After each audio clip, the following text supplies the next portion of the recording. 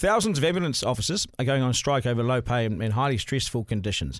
They've already been on strike for months, but this new action takes it further with more than 2,500 officers engaging in nationwide withdrawal of labour. So that means they're coming off the road. What exactly does it really mean? And what happens to New Zealanders who might need to be transported or might need their services during this time?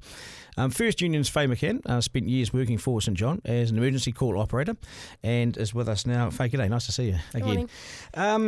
This is where the rubber hits the road, isn't it? It's really serious now. What does it mean?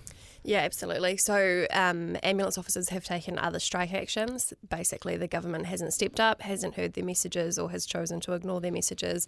So this is kind of what they didn't want to do, but what they're needing to do to get their voices heard. Illegally, they can do this, so they're given plenty of warning. So this will mean they have these rolling. They come off the road, is that what you're saying?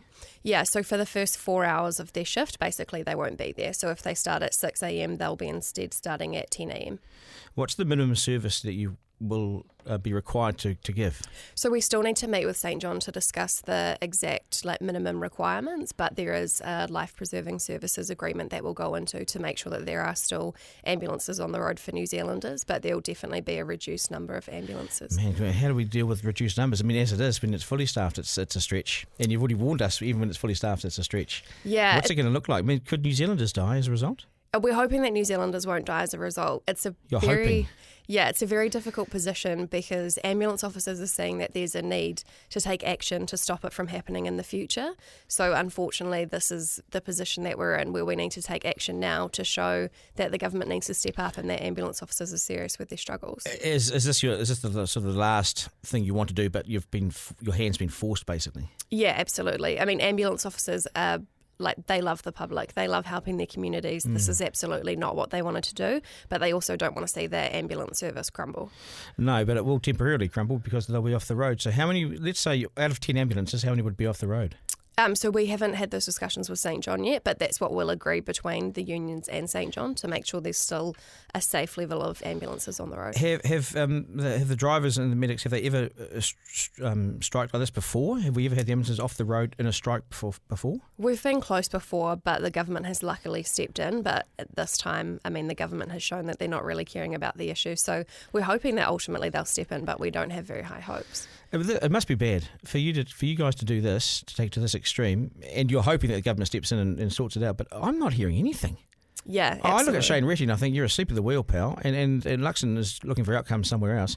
And I don't see any motivated action here. Yeah, it's been really disappointing to see that the government just doesn't seem to be caring about New Zealanders. They're just choosing to ignore the voices that don't really sit within their narrative. But actually, New Zealanders need an ambulance service. Hang on a second. I mean, there's some basic things in life that we need. When you have a fire at your house, the fire service turns up, hopefully.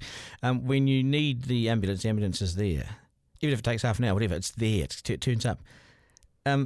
I would have thought that that's a sort of politics 101 for this, for any government, really. You need your emergency services. Yeah, absolutely. And I mean, people don't call an ambulance when they've got other options. People call an ambulance when that is their final option. They need the help. So from what date you're asking New Zealanders to consider other ways to get to places, and also can you just hang on? If you're asking people to potentially medicate themselves or diagnose themselves because you may not be able to get there, so you're asking them to be a bit careful with the use of you.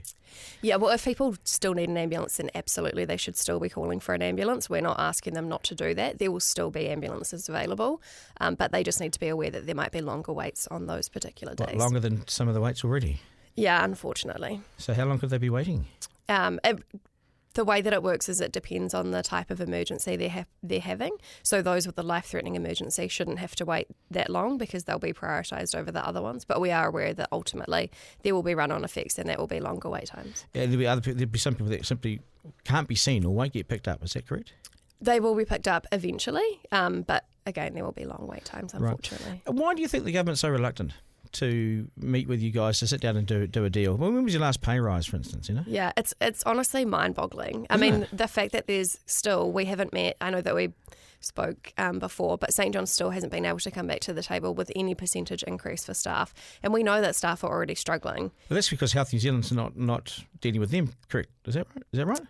Yeah, so they are part of the funding, and they've said that they're not receiving any additional funding. But I think it's hard for anyone to swallow no percentage increase, especially when we see the cost of living rising. Well, yeah, no increase is akin to putting the finger in your face. And why would you do that to the sort of workers that you guys are? At 0%, you're 7% behind to start with. Yeah, exactly. When was the last pay rise? So that would have been 2 years ago. And that was what? Do you remember? 1 year ago. 1 year ago. I don't know that exact Okay, so what are you asking for? So ultimately we're looking for two things. Is ambulance officers need something in the interim to boost them up so that they're not falling behind with the cost of living. But actually what we're looking for is a way that they're not going to keep falling behind. So increasingly they're asked to do further skills out on the road.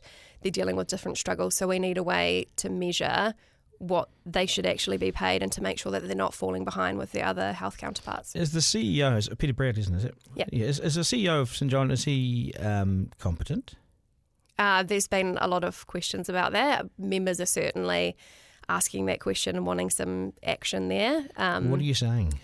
Well, we have had members reach out to say that they're wanting him to resign. We haven't pushed that message too far yet, but certainly that's where the feelings are. Resign because he's not up to it, because he can't get the ear of the government, can't get the ear of Health New Zealand. I mean, the whole thing's a debacle. Yeah, and I mean, every year we're in this position where St John is saying that they don't have enough money, they're a charity, but they're still not wanting to remove that charity status. But a charity doesn't work with an ambulance service. Are you serious about striking, or is it just a ploy to get them to the table? 100% we're serious about striking, and I imagine that the strike will go through. I don't think that the government's going to step in time. I appreciate your time on the program. It's worrying. Appreciate your time. All the best. Thank you. And good luck. Duncan, Garner, live.